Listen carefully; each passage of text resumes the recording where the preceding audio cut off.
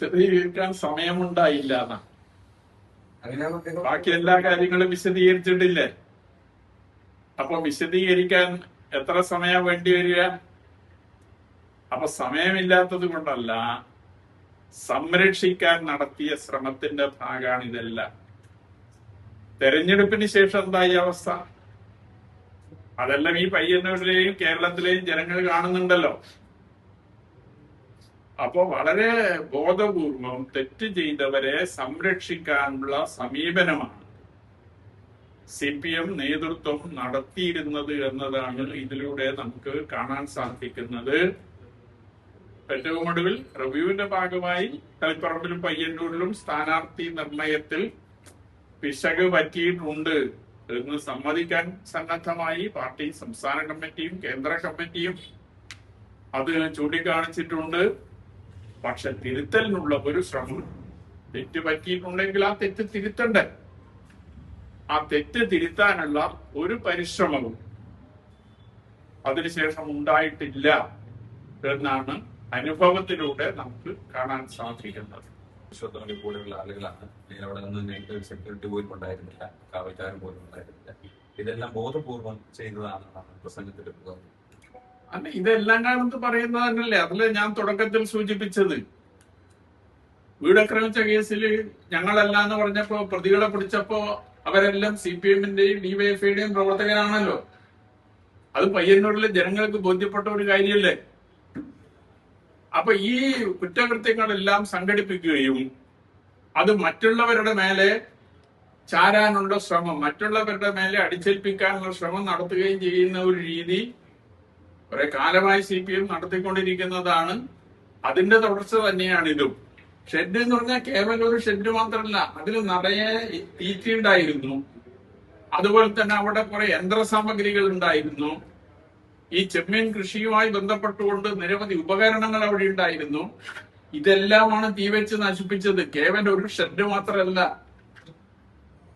അപ്പൊ വലിയ നിലയിൽ സാമ്പത്തിക നഷ്ടം അതിന്റെ ഭാഗമായി സംഭവിച്ചിട്ടുണ്ട്. അപ്പോ ഇതൊരു ഷെഡ് മാത്രം എന്ന നിലയിൽ ചുരുക്കി കാണാനാണ് CPM നേതൃത്വം ശ്രമിക്കുന്നത്. അത് ശരിയല്ല എന്നതാണ് അതേക്കുറിച്ച് പറയാൻ. ഇതിനപ്പുറം വേണമെങ്കിൽ ചെയ്യാൻ കഴിയുമായിരുന്നു, പക്ഷെ പാർട്ടി ചെയ്തിട്ടില്ല എന്നുള്ള തരത്തിലാണ് സംസാരിച്ചിരിക്കുന്നത്. എന്തായാലും മറുപടി,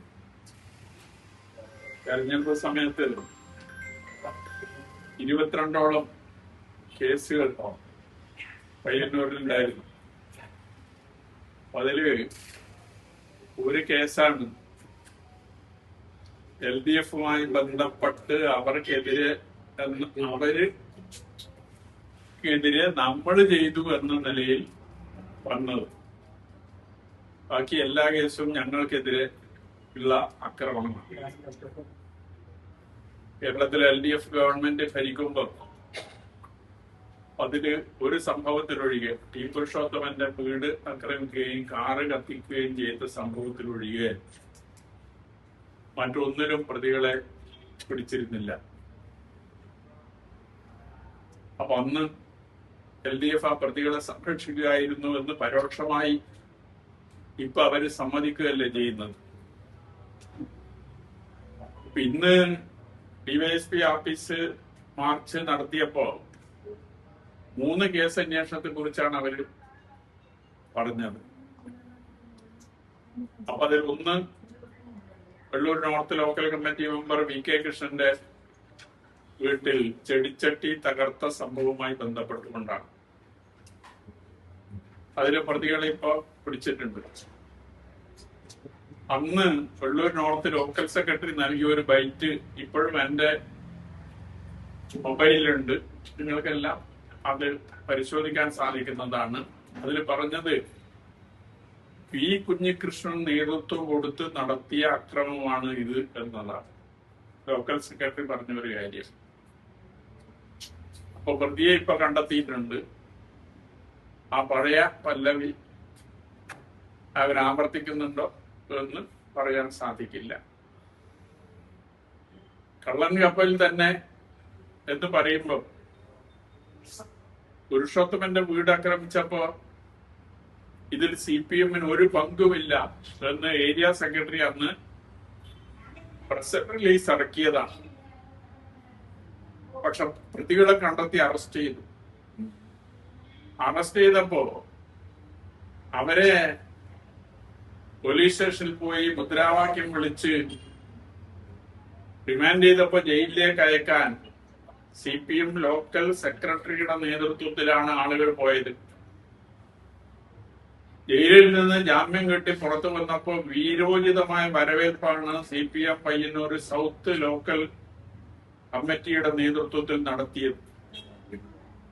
അപ്പൊ ഞങ്ങൾക്ക് പങ്കില്ല എന്ന് പറയുകയും പ്രതികളെ അറസ്റ്റ് ചെയ്യപ്പോ അവരെ സംരക്ഷിക്കുന്നതിന് വേണ്ടിയുള്ള നടപടികൾ സ്വീകരിക്കുകയുമാണ് ഉണ്ടായത് എന്നത് അതിലൂടെ പയ്യന്നൂരിന് ബോധ്യപ്പെട്ട ഒരു സംഗതിയാണ്. കള്ളൻ കപ്പലിൽ തന്നെയാണെങ്കിൽ കള്ളനെ പിടിക്കണം. അപ്പൊ ആ നിലയിൽ പിടിക്കുന്നതിന് ആരാ തടസ്സമുള്ളത്? അപ്പൊ അത് കണ്ടെത്തുന്നതിന് വേണ്ടിയുള്ള നടപടികൾ സ്വീകരിക്കണം. അപ്പൊ കഴിഞ്ഞ ജനുവരി 26-നാണ് എന്റെ വീട്ടിനടുത്ത് എന്റെ കൂടെ പ്രവർത്തിച്ച പ്രസന്നന്റെ ബൈക്ക് എത്തിച്ചത്. ആ ജനുവരി 26 കഴിഞ്ഞ് എത്ര മാസം LDF കേരളത്തിലുണ്ടായിരുന്നു? ഇപ്പൊ ആ കേസ് ഉൾപ്പെടെ അന്വേഷിക്കണം എന്നാണ് LDF ആവശ്യപ്പെടുന്നത്. എന്ത് LDF കേരളത്തിൽ അധികാരത്തിൽ ഉണ്ടായപ്പോ ആ കേസ് അന്വേഷിച്ച് പ്രതികളെ കണ്ടെത്താൻ സന്നദ്ധായില്ല? നമുക്കറിയാം, തെരഞ്ഞെടുപ്പ് പ്രഖ്യാപിച്ച ദിവസം മുതൽ അതല്ലെങ്കിൽ അതിന് മുമ്പ് മുതൽ തന്നെ പയ്യന്നൂരിൽ വ്യാപകമായ അക്രമങ്ങളാണ് LDFന്റെ ഭാഗത്ത് നിന്നുണ്ടായത്. തിരിച്ച് ഒരു അക്രമ സംഭവങ്ങളും പയ്യന്നൂരിൽ ഉണ്ടായിട്ടില്ല. ആകെ ഉണ്ടായി എന്ന് അവര് പറയുന്നത് ഈ VK കൃഷ്ണന്റെ ചെടിച്ചട്ടി പൊട്ടിച്ചതാ. അതിൽ പ്രതിയെ ഇപ്പൊ കണ്ടെത്തിയിട്ടുണ്ട്. പ്രതി ഏതായാലും ഞങ്ങളെ കൂട്ടത്തിൽപ്പെട്ട ആരുമല്ല. അപ്പൊ ഈ നിലയിൽ വീണ്ടും അക്രമങ്ങൾക്ക് കോപ്പ് കൂട്ടാനാണ് LDF ശ്രമിക്കുന്നത് എന്നതാണ് ഇന്നത്തെ DYSP ആർട്ടിസം മാർച്ചിലൂടെ നമുക്ക് കാണാൻ സാധിക്കുന്നത്. അതിന് ഉത്തേജനം നൽകുന്ന വിധത്തിലുള്ള പ്രസംഗമാണ് ജില്ലാ സെക്രട്ടറിയുടെ ഭാഗത്ത് നിന്നുണ്ടായത് എന്നാണ് മനസ്സിലാക്കാൻ സാധിച്ചത്. പയ്യന്നൂരിൽ സമാധാന അന്തരീക്ഷം പുനഃസ്ഥാപിക്കാൻ എല്ലാവരുടെയും സഹായം ഉണ്ടാകണം എന്ന അഭ്യർത്ഥനയാണ് MLA എന്ന നിലയിൽ എനിക്ക് നടത്താറുള്ളത്.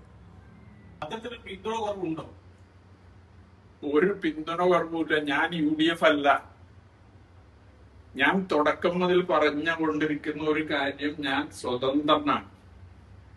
തെരഞ്ഞെടുപ്പിൽ UDF എന്നെ പിന്തുണക്കാൻ തയ്യാറായി. ആ പിന്തുണ കൂടി ഉള്ളത് കൊണ്ടാണ് ഇവിടെ ജയിക്കാൻ സാധിച്ചത്. UDFന്റെ പിന്തുണ വന്നത് മാത്രം ജയിക്കാൻ സാധിക്കുന്ന മണ്ഡലമല്ലല്ലോ പയ്യന്നൂര്. അപ്പൊ UDFന്റെ പിന്തുണയും വിജയത്തിനൊരു കാരണമാണ്. CPMനകത്ത് നിന്ന് വലിയ തോതിലുള്ള വോട്ട് എനിക്ക് ലഭിച്ചിട്ടുണ്ട്. നിഷ്പക്ഷമതികളായ നിരവധി ആളുകൾ വോട്ട് ചെയ്തിട്ടുണ്ട്. ഇത് മൂന്നും ചേർന്നതാണ് ഈ കഴിഞ്ഞ തെരഞ്ഞെടുപ്പിലെ പയ്യന്നൂരിലെ വിജയം എന്ന് പറയുന്നത്.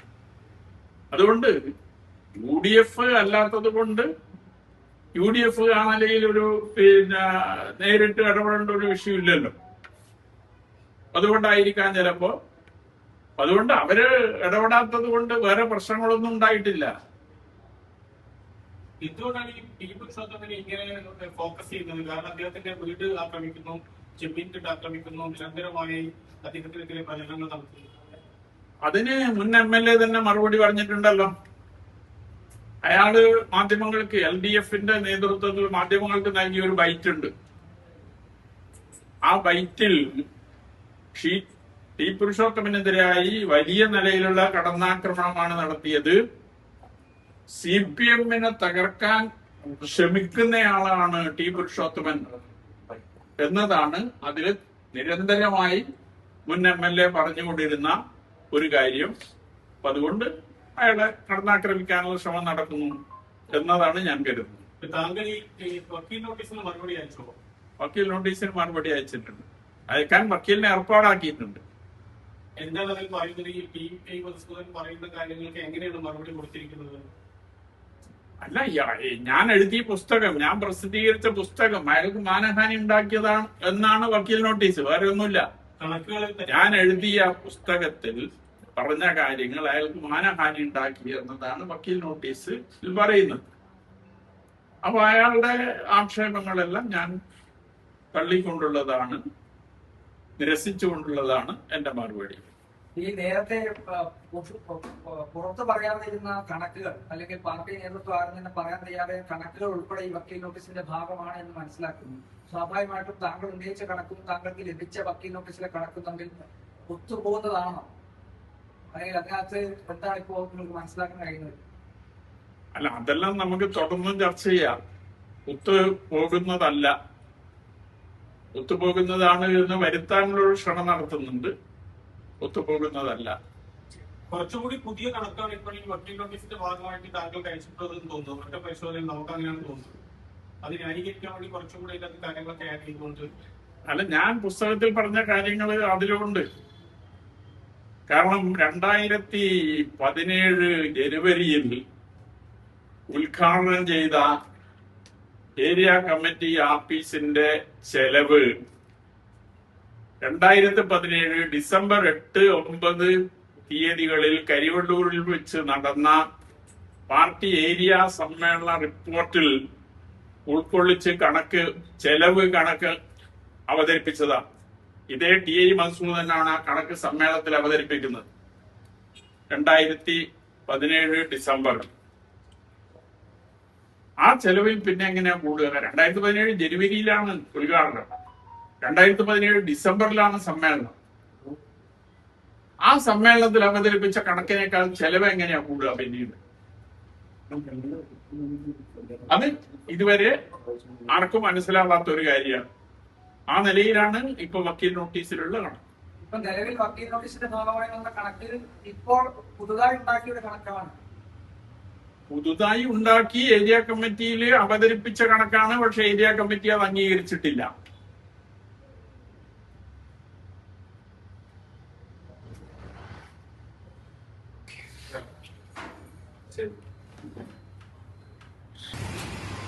തെരഞ്ഞെടുപ്പ് സമയത്ത് 22ഓളം കേസുകൾ പയ്യന്നൂരിലുണ്ടായിരുന്നു. അതില് ഒരു കേസാണ് LDF-മായി ബന്ധപ്പെട്ട് അവർക്കെതിരെ നമ്മൾ ചെയ്തു എന്ന നിലയിൽ വന്നത്. ബാക്കി എല്ലാ കേസും ഞങ്ങൾക്കെതിരെ ഉള്ള ആക്രമണമാണ്. കേരളത്തിൽ LDF ഗവൺമെന്റ് ഭരിക്കുമ്പോൾ അതില് ഒരു സംഭവത്തിലൊഴികെ ടി പുരുഷോത്തമന്റെ വീട് ആക്രമിക്കുകയും കാറ് കത്തിക്കുകയും ചെയ്ത സംഭവത്തിലൊഴികെ മറ്റൊന്നിലും പ്രതികളെ പിടിച്ചിരുന്നില്ല.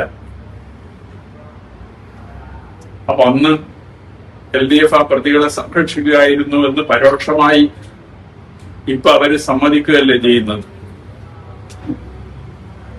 ഇന്ന് DYSP ഓഫീസ് മാർച്ച് നടത്തിയപ്പോ 3 കേസ് അന്വേഷണത്തെ കുറിച്ചാണ് അവര് പറഞ്ഞത്.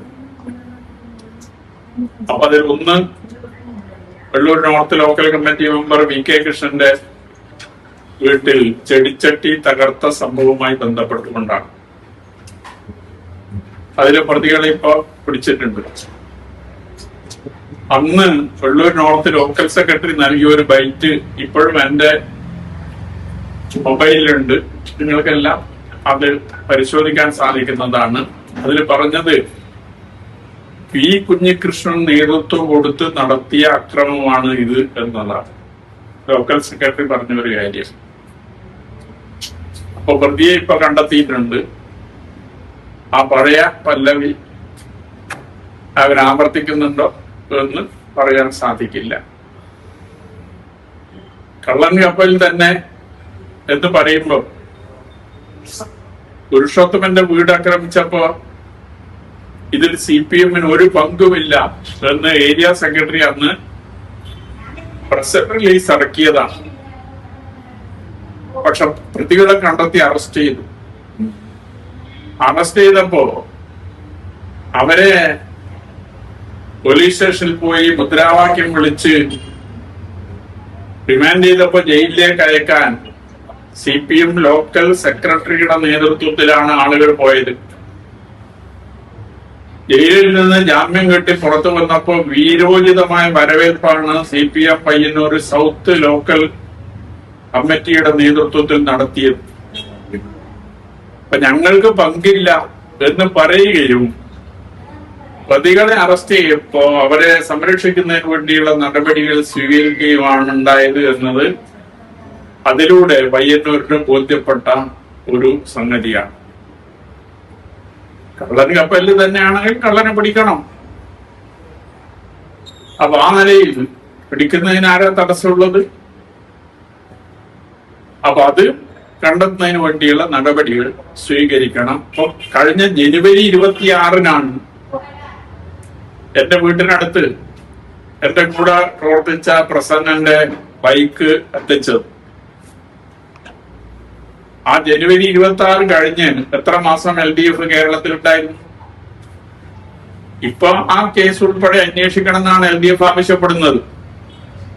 എന്ത് LDF കേരളത്തിൽ അധികാരത്തിൽ ഉണ്ടായപ്പോ ആ കേസ് അന്വേഷിച്ച് പ്രതികളെ കണ്ടെത്താൻ സന്നദ്ധായില്ല? നമുക്കറിയാം, തെരഞ്ഞെടുപ്പ് പ്രഖ്യാപിച്ച ദിവസം മുതൽ അതല്ലെങ്കിൽ അതിന് മുമ്പ് മുതൽ തന്നെ പയ്യന്നൂരിൽ വ്യാപകമായ അക്രമങ്ങളാണ് LDFന്റെ ഭാഗത്ത് നിന്നുണ്ടായത്. തിരിച്ച് ഒരു അക്രമ സംഭവങ്ങളും പയ്യന്നൂരിൽ ഉണ്ടായിട്ടില്ല. ആകെ ഉണ്ടായി എന്ന് അവര് പറയുന്നത് ഈ VK കൃഷ്ണന്റെ ചെടിച്ചട്ടി പൊട്ടിച്ചതാ. അതിൽ പ്രതിയെ ഇപ്പൊ കണ്ടെത്തിയിട്ടുണ്ട്. പ്രതി ഏതായാലും ഞങ്ങളെ കൂട്ടത്തിൽപ്പെട്ട ആരുമല്ല. അപ്പൊ ഈ നിലയിൽ വീണ്ടും അക്രമങ്ങൾക്ക് കോപ്പ് കൂട്ടാനാണ് LDF ശ്രമിക്കുന്നത് എന്നതാണ് ഇന്നത്തെ DYSP ആഫീസ് മാർച്ചിലൂടെ നമുക്ക് കാണാൻ സാധിക്കുന്നത്. അതിന് ഉത്തേജനം നൽകുന്ന വിധത്തിലുള്ള പ്രസംഗമാണ് ജില്ലാ സെക്രട്ടറിയുടെ ഭാഗത്ത് നിന്നുണ്ടായത് എന്നാണ് മനസ്സിലാക്കാൻ സാധിച്ചത്. പയ്യന്നൂരിൽ സമാധാന അന്തരീക്ഷം പുനഃസ്ഥാപിക്കാൻ എല്ലാവരുടെയും സഹായം ഉണ്ടാകണം എന്ന അഭ്യർത്ഥനയാണ് MLA എന്ന നിലയിൽ എനിക്ക് നടത്താനുള്ളത്. വിശദീകരിക്കാൻ സമയമുണ്ടായില്ല എന്നാണ്. ബാക്കി എല്ലാ കാര്യങ്ങളും വിശദീകരിച്ചിട്ടില്ലേ? അപ്പൊ വിശദീകരിക്കാൻ എത്ര സമയം വേണ്ടി വരിക? അപ്പൊ സമയമില്ലാത്തത് കൊണ്ടല്ല, സംരക്ഷിക്കാൻ നടത്തിയ ശ്രമത്തിന്റെ ഭാഗമാണ് ഇതെല്ലാം. തെരഞ്ഞെടുപ്പിന് ശേഷം എന്തായി അവസ്ഥ? അതെല്ലാം ഈ പയ്യന്നൂരിലെയും കേരളത്തിലെയും ജനങ്ങൾ കാണുന്നുണ്ടല്ലോ. അപ്പോ വളരെ ബോധപൂർവം തെറ്റ് ചെയ്തവരെ സംരക്ഷിക്കാനുള്ള സമീപനമാണ് CPM നേതൃത്വം നടത്തിയിരുന്നത് എന്നതാണ് ഇതിലൂടെ നമുക്ക് കാണാൻ സാധിക്കുന്നത്. ഏറ്റവും ഒടുവിൽ റിവ്യൂവിന്റെ ഭാഗമായി തളിപ്പറമ്പിലും പയ്യന്നൂരിലും സ്ഥാനാർത്ഥി നിർണയത്തിൽ പിശക് പറ്റിയിട്ടുണ്ട് എന്ന് സമ്മതിക്കാൻ സന്നദ്ധമായി പാർട്ടി സംസ്ഥാന കമ്മിറ്റിയും കേന്ദ്ര കമ്മിറ്റിയും അത് ചൂണ്ടിക്കാണിച്ചിട്ടുണ്ട്. പക്ഷെ തിരുത്തലിനുള്ള ഒരു ശ്രമം, തെറ്റ് പറ്റിയിട്ടുണ്ടെങ്കിൽ ആ തെറ്റ് തിരുത്തണ്ടേ? ആ തെറ്റ് തിരുത്താനുള്ള ഒരു പരിശ്രമവും അതിനുശേഷം ഉണ്ടായിട്ടില്ല എന്നാണ് അനുഭവത്തിലൂടെ നമുക്ക് കാണാൻ സാധിക്കുന്നത്. ഇതെല്ലാം കാണുന്നത് പറയുന്നത് തന്നെയല്ലേ? അതില് ഞാൻ തുടക്കത്തിൽ സൂചിപ്പിച്ചത്, വീടാക്രമിച്ച കേസിൽ ഞങ്ങളല്ല എന്ന് പറഞ്ഞപ്പോ പ്രതികളെ പിടിച്ചപ്പോ അവരെല്ലാം CPMന്റെയും DYFIയുടെയും പ്രവർത്തകരാണല്ലോ. അത് പയ്യന്നൂരിലെ ജനങ്ങൾക്ക് ബോധ്യപ്പെട്ട ഒരു കാര്യമല്ലേ? അപ്പൊ ഈ കുറ്റകൃത്യങ്ങളെല്ലാം സംഘടിപ്പിക്കുകയും അത് മറ്റുള്ളവരുടെ മേലെ ചാരാനുള്ള ശ്രമം, മറ്റുള്ളവരുടെ മേലെ അടിച്ചേൽപ്പിക്കാനുള്ള ശ്രമം നടത്തുകയും ചെയ്യുന്ന ഒരു രീതി കുറെ കാലമായി CPM നടത്തിക്കൊണ്ടിരിക്കുന്നതാണ്.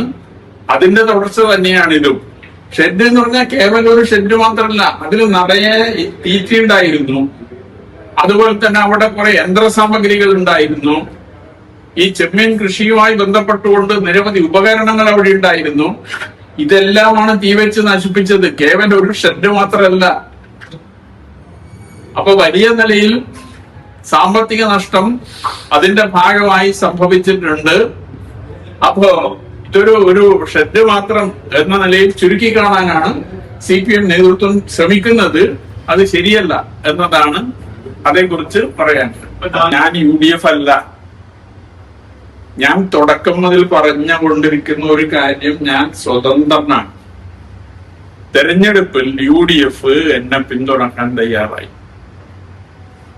ആ പിന്തുണ കൂടി ഉള്ളത് കൊണ്ടാണ് ഇവിടെ ജയിക്കാൻ സാധിച്ചത്. UDF പിന്തുണ വന്നത് മാത്രം ജയിക്കാൻ സാധിക്കുന്ന മണ്ഡലമല്ലോ പയ്യന്നൂര്. അപ്പൊ UDF പിന്തുണയും വിജയത്തിനൊരു കാരണമാണ്. CPM നിന്ന് വലിയ തോതിലുള്ള വോട്ട് എനിക്ക് ലഭിച്ചിട്ടുണ്ട്. നിഷ്പക്ഷമതികളായ നിരവധി ആളുകൾ വോട്ട് ചെയ്തിട്ടുണ്ട്. ഇത് മൂന്നും ചേർന്നതാണ് ഈ കഴിഞ്ഞ തെരഞ്ഞെടുപ്പിലെ പയ്യന്നൂരിലെ വിജയം എന്ന് പറയുന്നത്. അതുകൊണ്ട് UDF അല്ലാത്തത് കൊണ്ട് UDF ആ നിലയിൽ ഒരു നേരിട്ട് ഇടപെടേണ്ട ഒരു വിഷയമില്ലല്ലോ. അതുകൊണ്ടായിരിക്കാം ചിലപ്പോ. അതുകൊണ്ട് അവര് ഇടപെടാത്തത് കൊണ്ട് വേറെ പ്രശ്നങ്ങളൊന്നും ഉണ്ടായിട്ടില്ല. എന്തുകൊണ്ടാണ് ഈ ടി പുരുഷോത്തമനെ ഇങ്ങനെ ഫോക്കസ് ചെയ്യുന്നത്? കാരണം അദ്ദേഹത്തിന്റെ വീട് ആക്രമിക്കുന്നു, ചെമ്മീൻ ആക്രമിക്കുന്നു, നിരന്തരമായി അദ്ദേഹത്തിനെതിരെ പ്രചരണങ്ങൾ നടത്തുന്നു. അതിന് മുൻ MLA തന്നെ മറുപടി പറഞ്ഞിട്ടുണ്ടല്ലോ. അയാള് മാധ്യമങ്ങൾക്ക് LDF നേതൃത്വത്തിൽ മാധ്യമങ്ങൾക്ക് നൽകിയ ഒരു ബൈറ്റ് ഉണ്ട്. ആ ബൈറ്റിൽ ടി പുരുഷോത്തമനെതിരായി വലിയ നിലയിലുള്ള കടന്നാക്രമണമാണ് നടത്തിയത്.